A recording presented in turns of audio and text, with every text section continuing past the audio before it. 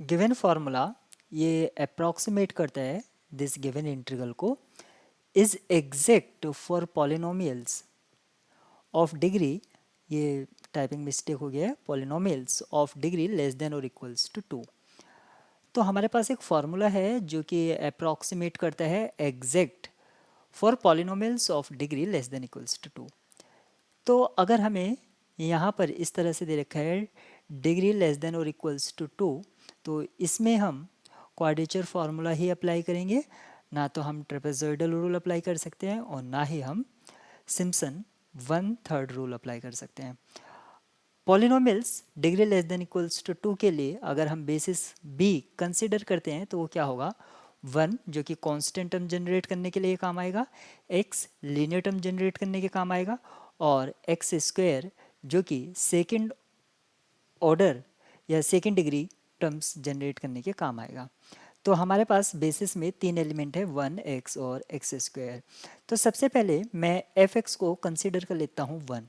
ये मैंने fx 1 consider कर लिया है क्योंकि ये जो fx है इस इक्वेशन के लिए, यानी कि जो इंटीग्रल है हमारे पास -1 to 1 fx dx, क्योंकि एग्जैक्ट है तो ये इसको सेटिस्फाई करेगा अप्रॉक्सीमेट करके। तो हमारे पास क्या है a0 f ऑफ -12 और जो आपको दे रखा है कंप्लीट इक्वेशन ये वाली यहाँ आ जाएगी। अब यहाँ पर fx को हम यूज़ करेंगे। अगर fx को मैं 1 यहाँ पर यूज़ करता हूँ तो लेफ्ट हैंड साइड में 2 आएगा, ये इक्विवेलेंट होगा a0 क्योंकि कांस्टेंट फंक्शन है, फिर a1 प्लस a2। ये इक्वेशन हमारे पास आ चुकी है। अब हम ये देखेंगे कि क्योंकि ये एक MCQ बेस्ड प्रॉब्लम है तो कौन सा ऑप्शन इसको सेटिस्फाई कर रहा है। तो क्या ऑप्शन ए इसको सेटिस्फाई कर रहा है, ऑप्शन ए इसको सेटिस्फाई नहीं कर रहा है। आप a0 a1 और a2 का वैल्यू ऑप्शन ए से रख के देखेंगे, अगर वो इक्वल्स टू 2 आ रहा है तो सेटिस्फाई कर रहा है, अगर नहीं आ रहा है तो वो उसको सेटिस्फाई नहीं कर रहा है। ऑप्शन बी भी आपका सेटिस्फाई नहीं कर रहा है, ऑप्शन डी ही, ऑप्शन सी इसको सेटिस्फाई कर रहा है। कैसे सेटिस्फाई कर रहा है, देखिए 4/3 प्लस 4/3 माइनस 2/3, तो ये कितना हो जाएगा 8/3 माइनस 2/3 और यहाँ से 6/3 यानी कि 2 के इक्विवेलेंट आ रहा है। ऑप्शन सी इसके लिए राइट की हो। Consider the quadrature formula. This quadrature formula होता है जो कि इंटीग्रल को अप्रॉक्सीमेट करने के काम आता है। The values of alpha beta and gamma for which this is exact for the polynomials of as high degree as possible. यहाँ पर ये इम्पोर्टेंट है, as high degree as possible. इसके लिए अगर हम बीटा कंसिडर करते हैं तो बीटा क्या होगा 1x एक्स स्क्वेयर, और ये ऐसे चलता रहेगा x raise to the power n, और ये फिर भी यानी कि infinite number of linearly independent elements होंगे। अब हम बेसिस के फर्स्ट एलिमेंट को fx कंसिडर कर लेते हैं, fx इक्वल्स टू 1। ये हमने बेसिस का फर्स्ट एलिमेंट कंसिडर कर लिया है। और जो क्वाड्रेचर फार्मूला है 0 to h और समथिंग इस तरह से, इसमें हम इसका यूज़ करेंगे। आप यहाँ पर देख सकते हैं कि क्वाड्रेचर फार्मूले में h इन्वॉल्व है, लेकिन जो सोल्यूशन यानी कि 4 ऑप्शंस गिवन है उसमें अल्फा बीटा गामा में कहीं भी h का यूज़ नहीं हुआ है, यानी कि alpha beta gamma independent of h हैं। तो h की कोई भी एक वैल्यू आप कंसिडर कर सकते हैं। कन्वीनियंसी के लिए मैंने h इक्वल्स टू 1 मान लिया है, आप 2 भी मान सकते हैं। अगर मैं इसको 1 मान के करता हूँ तो fx equals to 1, left hand side में ये क्या हो जाएगा 0 to 1 dx, और इसका इंटीग्रल हमें यहाँ से क्या मिलेगा 1। लेकिन राइट हैंड साइड में हमें क्या मिलेगा, राइट हैंड साइड से हमें मिलेगा alpha plus beta plus gamma, alpha plus beta plus gamma, ये हमें राइट हैंड साइड से मिलेगा। और h हमने 1 मान लिया है, जहाँ भी h का यूज़ होगा ये होगा। इसको मैं इक्वेशन 1 कॉल कर देता हूँ। अब देखिए सभी अल्फ़ा बीटा और गामा जो भी अननोन्स हैं पूछा गया था उनका सम कितना है 1 है। तो ऑप्शन डी और ऑप्शन सी आपके यहाँ पर ही डिस्कार्ड हो जाते हैं क्योंकि इनका सम 1 नहीं दे रहा है। अब हमारे पास पॉसिबिलिटी है ऑप्शन ए और ऑप्शन बी की। तो हम बेसिस के सेकंड एलिमेंट को एफ एक्स कंसिडर कर लेते हैं। इस बार हम एफ एक्स क्या कंसिडर कर रहे हैं एक्स, और क्वाड्रेचर फॉर्मूले में F x equals to X का यूज़ करते हैं। तो लेफ्ट हैंड साइड से हमें क्या मिलेगा 1/2, ये इंटीग्रल का वैल्यू हो जाएगा, और राइट हैंड साइड से हमें क्या मिलेगा 0 plus 3/4 beta plus gamma. Right hand side से हमें ये इक्वेशन मिलेगा। सिंपल सा मीनिंग है कि बीटा और गामा में हमें एक रिलेशन मिल गया है, यानी कि 1/2 equals to 3/4 beta plus gamma, ये है। अब हमें ए और बी में बीटा और गामा की वैल्यूज दे रखी है, तो ऑप्शन जो बी है वो इसको सेटिस्फाई नहीं करेगा, सिर्फ ऑप्शन ए इसको सेटिस्फाई करता है, इसलिए ये इसके लिए राइट की होगा। The values of the constant alpha beta x1 for which the quadrature formula is exact for polynomials of degree as high as possible, ये वर्ड इम्पोर्टेंट है। देखिए हमें अल्फ़ा बीटा और x1 का वैल्यू फाइंड करना है जो कि क्वाड्रेचर फार्मूला एग्जैक्ट है। तो अगर हमें इस तरह से दे रखा है एग्जैक्ट तो हम बेसिस कंसीडर कर लेते हैं, और इस केस में बेसिस आपका एक इनफाइनाइट सेट होगा 1x एक्स स्क्वेयर, और ये चलता रहेगा up to x raise to the power n, और ये आगे भी बढ़ता रहेगा, यानी कि एक इनफाइनाइट डायमेंशनल बेसिस है। इस बेसिस में इनफाइनाइट लिनियरली इंडिपेंडेंट एलिमेंट्स हैं। तो सबसे पहले मैं जो पॉलिनोमियल है जिसको मैं एफ एक्स से डिनोट कर देता हूँ 1 कंसिडर करता हूँ फर्स्ट बेसिस एलिमेंट। अगर मैं ये लेता हूँ तो जो कि मेरे पास इक्वेशन है 0 to 1 F x d x, क्योंकि एग्जैक्ट है तो इक्वालिटी दे रखा है alpha F zero plus beta F x one. अगर मैं एफ एक्स इक्वल्स टू 1 इसमें यूज़ करता हूँ तो लेफ्ट हैंड साइड से मुझे क्या मिलेगा 1, और राइट हैंड साइड से अल्फ़ा प्लस बीटा।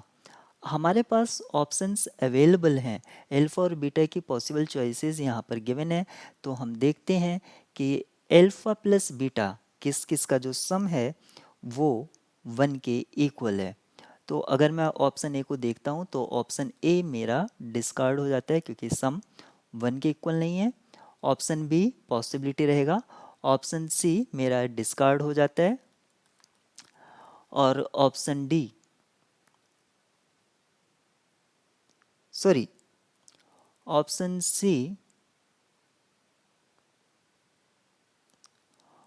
सी जो है इसमें थोड़ी सी मिस्टेक है।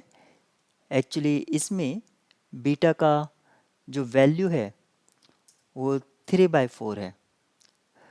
अब option B sorry option C जो है मेरा डिस्कार्ड नहीं होगा इस केस से, तो अभी मेरी पॉसिबिलिटी रहेगा, और ऑप्शन डी मेरा डिस्कार्ड हो जाता है। अब हमारे पास जो पॉसिबिलिटी है आंसर की वो क्या क्या है, एक तो मेरे पास पॉसिबिलिटी बी की है और पॉसिबिलिटी सी की है। ठीक है, अब हम क्या करते हैं कि F x equals to x consider कर लेते हैं बेसिस का सेकेंड एलिमेंट, और यहाँ से अगर मैं इस इक्वेशन को यूज़ करता हूँ तो मुझे इक्वेशन किस तरह से ऑब्टेंड होगा 1/2 0 प्लस बीटा एक्स वन, यानी कि हाफ बीटा और एक्स वन का प्रोडक्ट है। तो हम अपने ऑप्शन बी और सी जो कि पॉसिबिलिटी था उसमें देखेंगे कि किसका मल्टीपल, वो दोनों का प्रोडक्ट हाफ के इक्वल आ रहा है।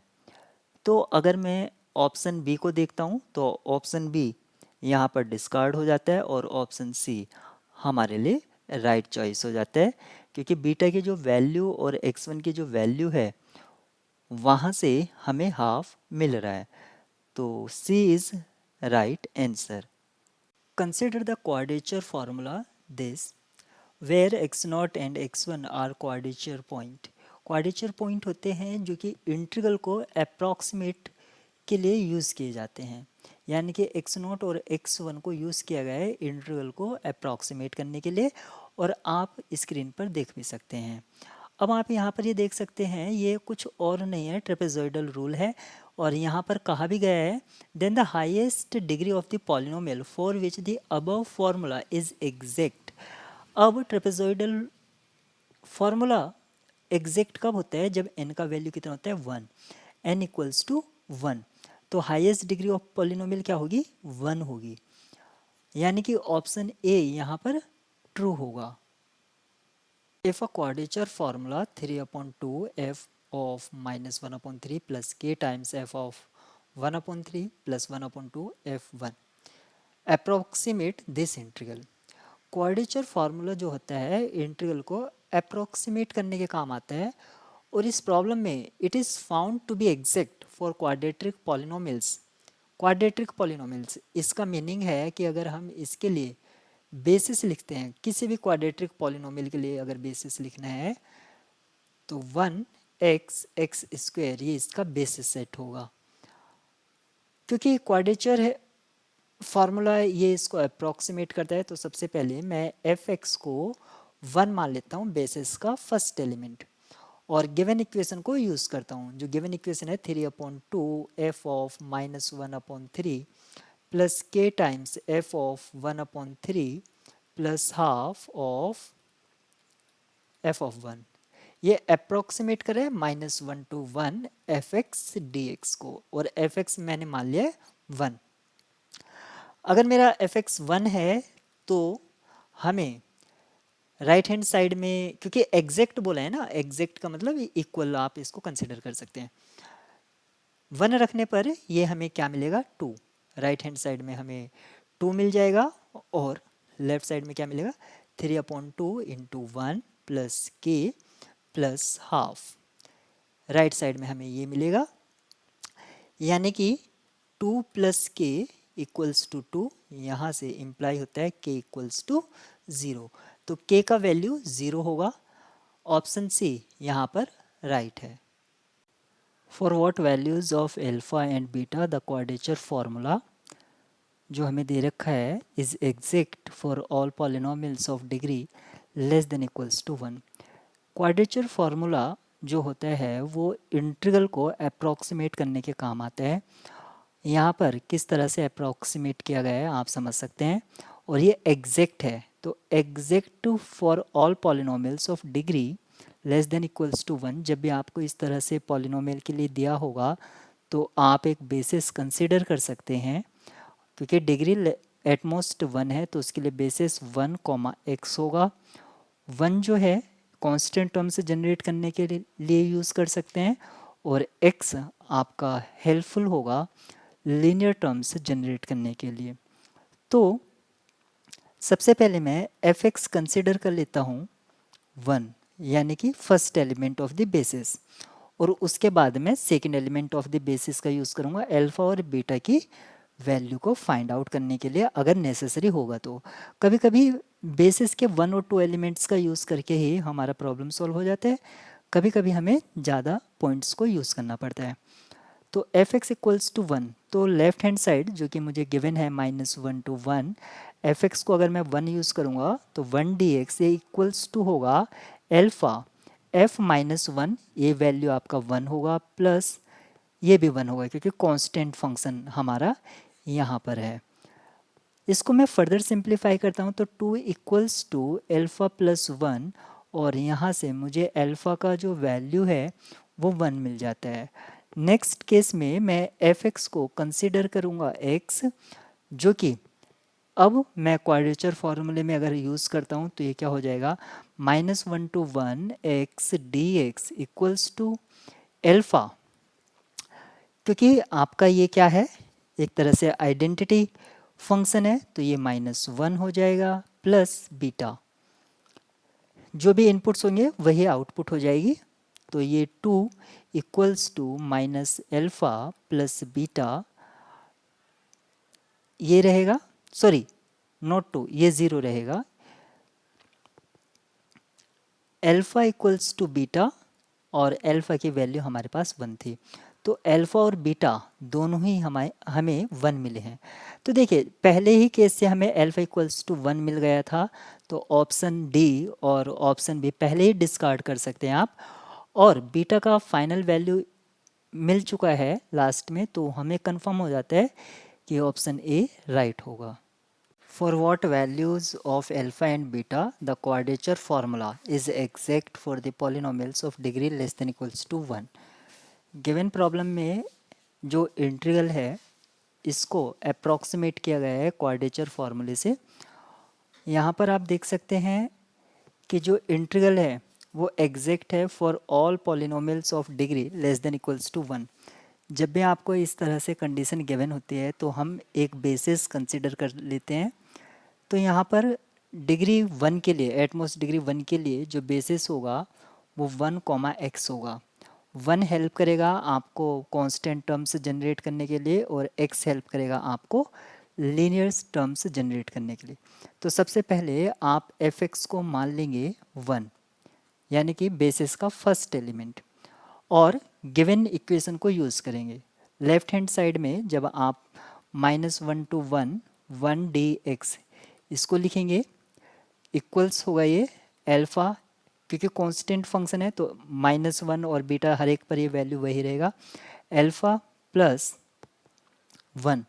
और ये जो वैल्यू है ये किसके इक्वल आएगा, आपका 1 का इंटीग्रल क्या हो जाएगा x, और ये हो जाएगा 2। 2 इक्वल्स टू अल्फ़ा प्लस 1, यहाँ से अल्फ़ा का वैल्यू आपके पास 1 आया। अल्फ़ा का वैल्यू क्योंकि 1 है तो ऑप्शन डी रॉन्ग होगा, क्योंकि ऑप्शन डी में एक्चुअली यहाँ पर अल्फ़ा इक्वल्स टू -1 है, ये मिस्टेकली टाइप हुआ है। और बी में भी अल्फ़ा इक्वल्स टू -1 है। ऑप्शन बी और डी डिस्कार्ड हो गए हैं क्योंकि अल्फ़ा का वैल्यू हमें सिर्फ 1 मिला है। तो ऑप्शन ए और सी हमारे पास पॉसिबिलिटी है। अब हमें बीटा का वैल्यू निकालना है। अब आप जो है एफ एक्स को कंसिडर कर लेंगे एक्स।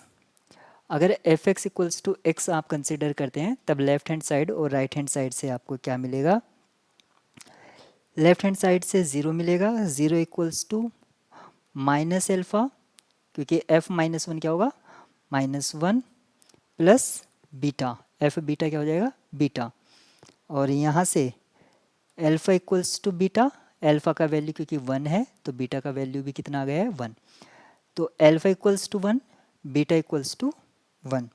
ऑप्शन ए यहाँ पर करेक्ट होगा। For a differentiable function f(x), the integral is approximated by the formula this, which is exact for the polynomials of degree at most 3। अगर हम इस लाइन पर फोकस करते हैं तो ये जो प्रॉब्लम है एग्जैक्ट से रिलेटेड है for all polynomials of degree at most 3। तो यहाँ पर सिम्पसन 1/3 रूल और ट्रेपेजॉइडल रूल एप्लीकेबल नहीं होगा। सिर्फ इसको हम सॉल्व करेंगे क्वाड्रेचर फार्मूले की हेल्प से। और जब भी आपको इस तरह से polynomials of degree at most n दिया होगा उसके लिए हम बेसिस कंसिडर कर लेते हैं। तो यहाँ पर जो बेसिस होगा 1x x² x³, यहाँ पर 1 जो है कांस्टेंट टर्म्स जनरेट करने के लिए, x linear terms, x² quadratic और x³ जो है क्यूबिक टर्म्स जनरेट करने के लिए होता है। और इन सभी की हेल्प से जो बेसिस एलिमेंट्स है कोई भी हम पॉलिनोमियल को लिख पाते हैं linear combination of this basis element. अब हमें यहाँ पर जो इक्वेशन है, जो हमें ये इक्वेशन दे रखा है, इसमें a1 और a2 का वैल्यू फाइंड आउट करना है। a1 और a2 का वैल्यू फाइंड आउट करने के लिए हमें यहाँ पर 4 आंसर का पॉसिबिलिटी दे रखा है। अब जो गिवन इक्वेशन है उसमें h को यूज़ किया गया है, लेकिन जो पॉसिबल ऑप्शंस हैं उसमें h का कोई भी रोल नहीं है। तो यानी कि अगर हम सेट कर दें h को 1, क्योंकि h कुछ भी हो सकता है, क्योंकि जो आंसर है वो डिपेंड नहीं कर रहा है एच पर, तो एच को हमने सेट कर दिया है 1।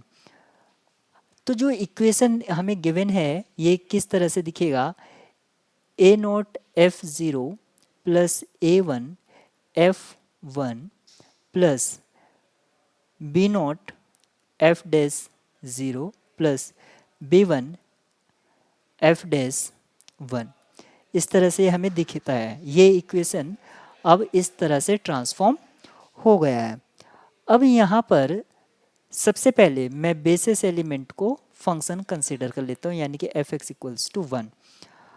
अब लेफ्ट हैंड साइड में हमें जो इंटीग्रल था 0 टू बी, हमारे पास सॉरी ये 0 टू बी नहीं है, ये 0 टू एच है, तो ये 0 टू 1 हो जाएगा।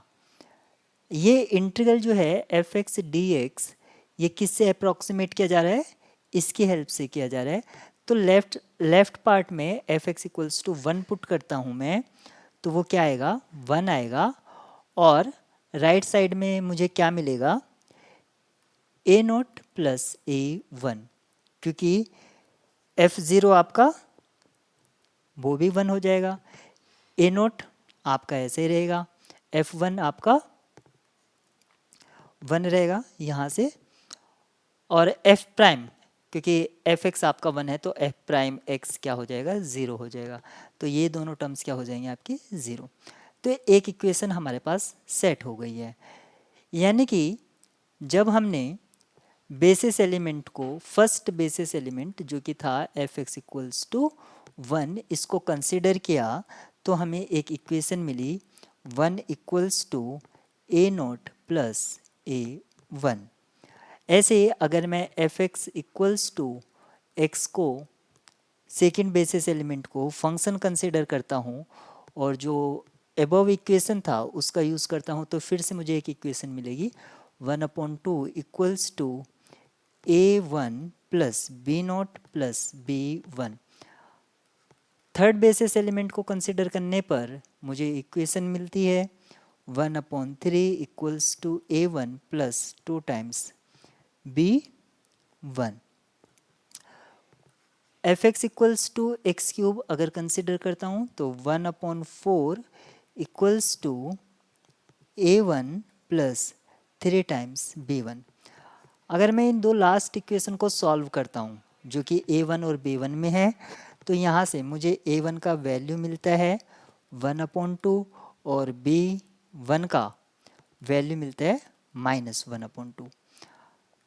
तो ए वन 1/2 और b one -1/2, option a correct होगा, क्योंकि बी वन का वैल्यू जो है वो -1/2 है। तो आप देख सकते हैं बी सी और डी ऑप्शन डायरेक्ट यहाँ से डिस्कार्ड हो रहे हैं। फोर सम एल्फा बीटा जो कि रियल नंबर से आ रहे हैं, the integration formula this holds for polynomials P x of degree at most 3, क्योंकि यहाँ पर पॉलिनोमियल से वो हम इंटीग्रेशन को अप्रॉक्सीमेट कर पा रहे हैं, तो इसके लिए हम बेसिस कंसिडर कर सकते हैं बीटा, जो कि होगा 1x x square x cube, ये हमारा बेसिस हो जाएगा। अब मैं फर्स्ट बेसिस एलिमेंट को यानी कि F x equals to 1 consider कर लेता हूँ, और जो गिवन इक्वेशन है 0 to 2 p x d x, ये इक्वल है p alpha plus p beta के। इसमें अगर इक्वेशन की f x equal p x equals to 1 अगर मैं यूज़ करता हूँ तो ये मुझे क्या मिलेगा, यहाँ पर 2 इक्वल्स टू 1 प्लस 1 ये मिलता है। अगर मैं f x equals to x यानी कि सेकेंड बेसिस एलिमेंट को कंसिडर करता हूँ, तब मुझे क्या मिलेगा, 2 equals to alpha plus beta. अगर मैं f x equals to x square ये कंसिडर करता हूँ, तो 8/3 equals to x square plus beta square ये मिलता है। तो इस तरह से मैं इसको कंसिडर किया फंक्शन को, और मुझे ये इक्वेशन मिल गई हैं। अब मुझे इन दो इक्वेशन की हेल्प से मुझे निकालना है ये value 3 alpha minus beta whole square. अगर मैं होल स्क्वायर को एक्सपेंड करता हूँ तो ये क्या है, 3 alpha square plus beta square minus 2 times alpha beta. यहाँ से अल्फ़ा स्क्वायर बीटा स्क्वायर का वैल्यू मुझे गिवन है, तो ये 3 आउटसाइड, ये 8/3। अब अल्फ़ा बीटा का वैल्यू मैं यहाँ से निकाल सकता हूँ। वो किस तरह, दोनों साइड स्क्वायर कर देते हैं। 4 equals to alpha square plus beta square plus 2 times alpha beta. अब यहाँ से मैं इसमें वैल्यू यूज़ कर लूँगा, तो 2 times alpha beta equals to 4/3। यहाँ पर मैं यूज़ करूँगा 2 टाइम्स अल्फ़ा बीटा का वैल्यू कितना है, 4/3। फर्दर इसको सिंप्लीफाई करने पर मुझको क्या वैल्यू मिलेगी, 4। तो गिवन प्रॉब्लम के लिए 4 इसका आंसर होगा। द क्वाड्रेचर रूल, यहाँ पर एक क्वाड्रेचर रूल हमें दे रखा है, इज़ एग्जैक्ट। देखिए एग्जैक्ट वर्ड यूज़ कर लिया है, polynomials of degree at most 1। तो इसके लिए ना तो ट्रेपेजॉइडल रूल एप्लीकेबल होगा, ना सिम्पसन 1/3 रूल एप्लीकेबल होगा। सिर्फ क्वाड्रेचर रूल्स की हेल्प से ही हम इसको सॉल्व कर पाएंगे। बेसिस हम कंसिडर कर सकते हैं क्योंकि यहाँ पर polynomials of degree at most 1 है, बेसिस होगा 1x। तो सबसे पहले मैं जो पॉलिनोमियल है उसको f(x) से कॉल कर देता हूँ। f(x) इक्वल्स टू 1 कंसिडर कर लेता हूँ फर्स्ट बेसिस एलिमेंट। अगर मैं लेफ्ट हैंड साइड जो 0 to 2 f(x) है, जिसको अप्रॉक्सीमेट किया गया है c1 f(0) plus 3 times fc2। यहाँ पर c1 और c2 जो हैं मेरे रियल नंबर्स हैं। अगर मैं f(x) इक्वल्स टू 1 का यूज़ करता हूँ तो ये मुझको क्या मिलेगा, 2 इक्वल्स टू c1 प्लस 3। यहाँ से मुझे ये मिलेगा, f(0) का वैल्यू 1 रहेगा और fc2 का वैल्यू आपका 1 रहेगा। तो मुझे ये इक्वेशन मिल जाएगी और यहाँ से मैं अगर इसको c1 के लिए सॉल्व करता हूँ, मुझे c1 का वैल्यू -1 मिल जाएगा।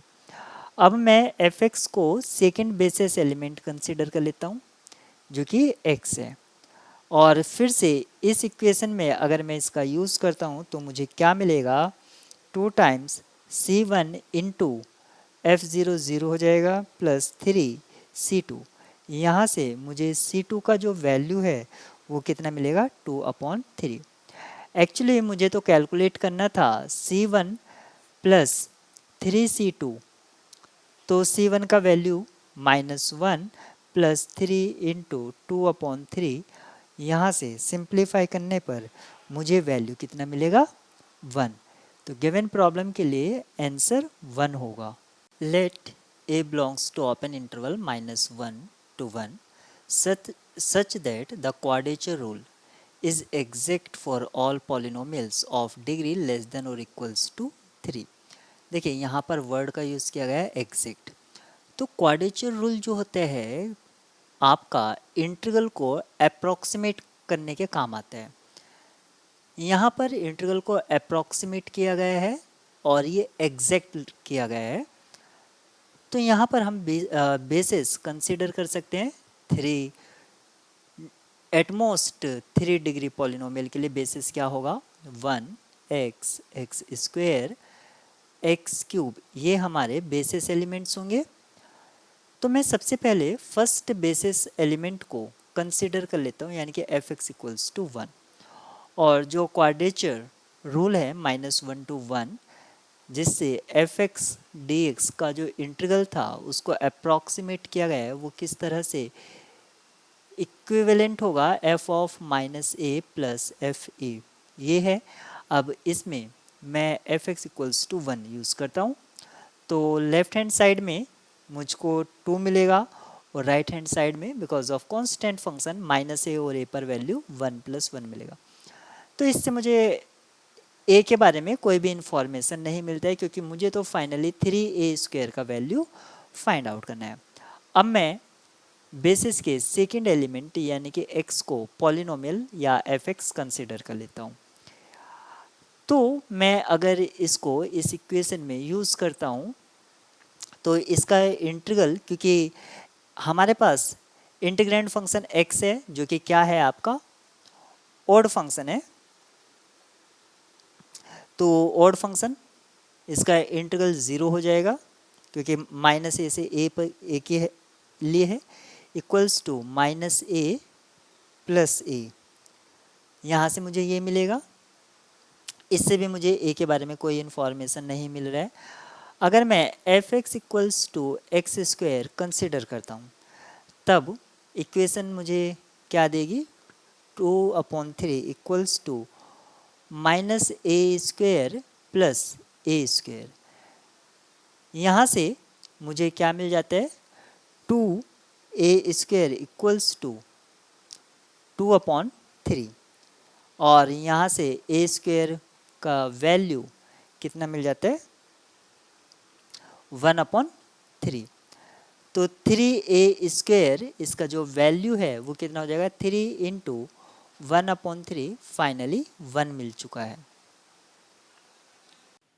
f एक पोलिनोमियल है degree at most 2 over r if the constant a and b are such that constant a और b जो हैं वो इस तरह से हैं जो इस इक्वेशन को सेटिस्फाई करते हैं, तब आपको वैल्यू फाइंड करना है 4a प्लस 3b का, ये वैल्यू फाइंड आउट करना है।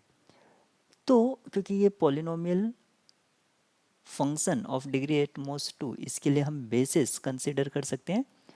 तो इसके लिए बेसिस क्या होगा, 1x एक्स स्क्वायर, ये हमारा बेसिस है।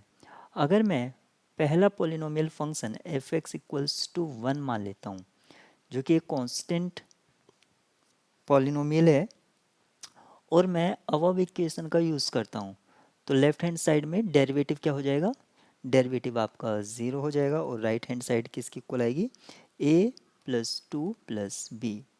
अगर मैं f x equals to x consider करता हूँ तब लेफ्ट हैंड साइड में 1 equals to a x plus 2 times x plus 1 plus b times x plus 2, और x के कोफिशिएंट कलेक्ट करने पर हमें क्या मिलेगा, a plus 2 plus b x और कांस्टेंट टर्म्स 2 प्लस 2b। ये हमारी इक्वेशन मिली है जब हमने f x equals to x consider किया है। इक्वेशन को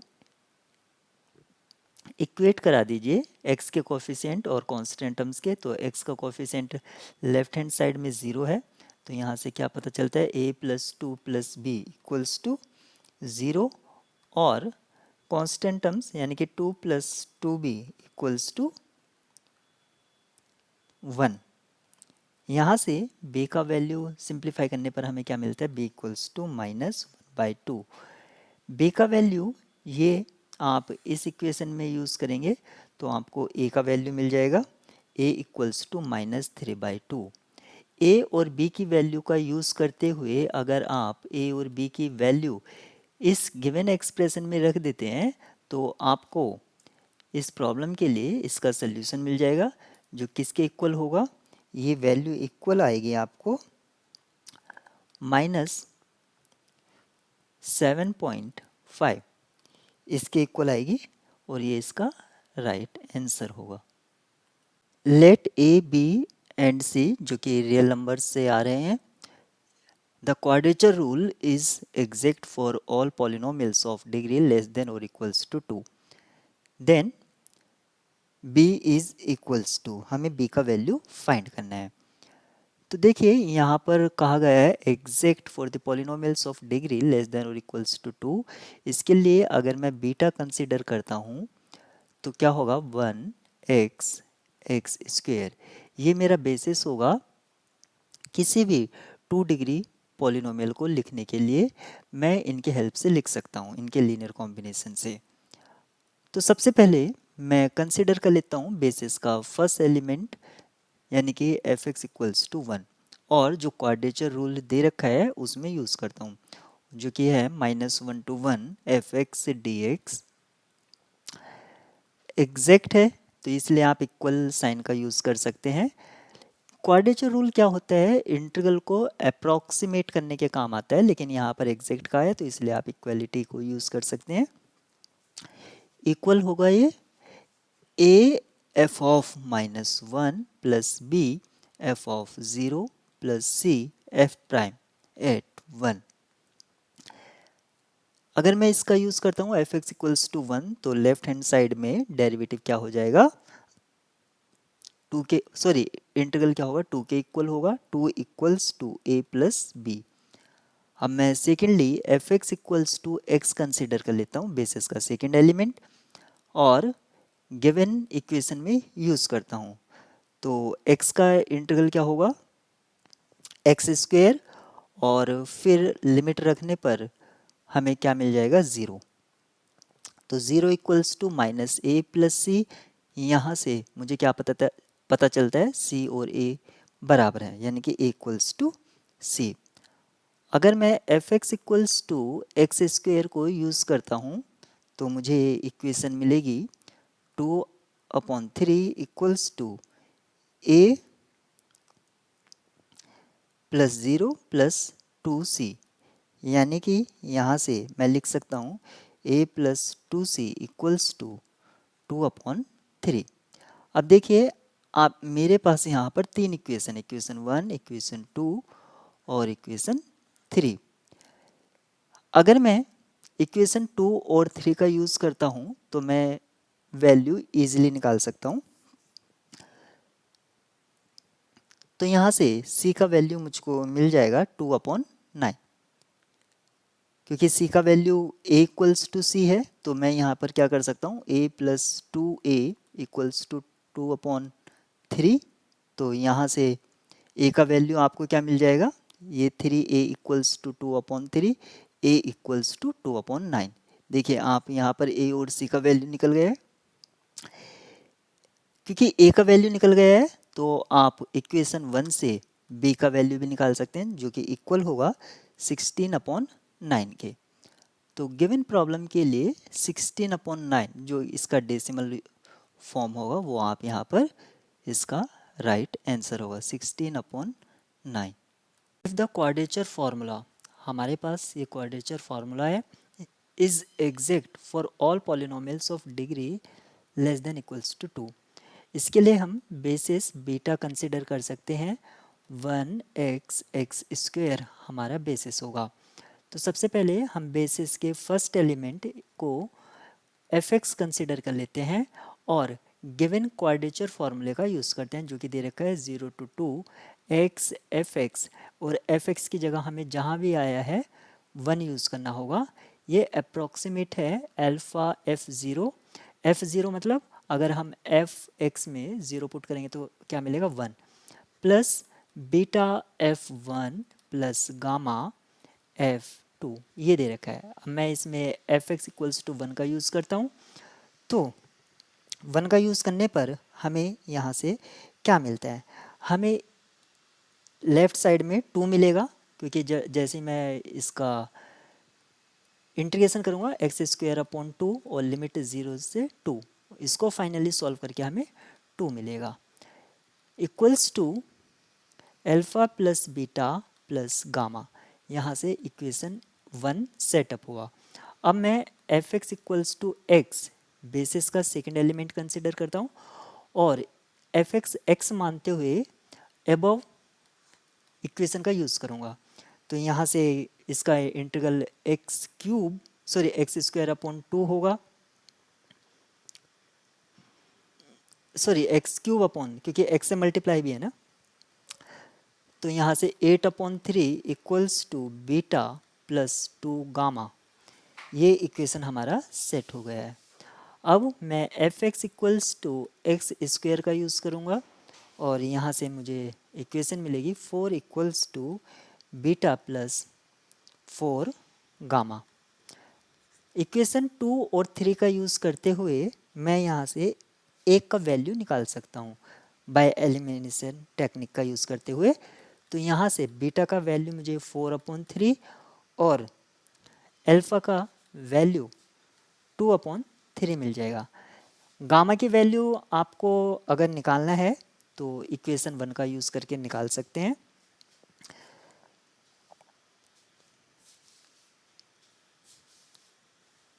सॉरी, ये गामा का ही वैल्यू है, गामा का वैल्यू 2/3, क्योंकि बीटा का वैल्यू 4/3, क्योंकि ये जो लास्ट 2 इक्वेशन थे बीटा और गामा में थे, और यहाँ से अल्फ़ा का वैल्यू निकल जाएगा। लेकिन हमें तो बीटा और गामा की ही वैल्यू चाहिए थी। बीटा और गामा की वैल्यू को यूज़ करके आप 2 बीटा माइनस गामा, ये जो वैल्यू आएगी ये 2 के इक्वल होगा।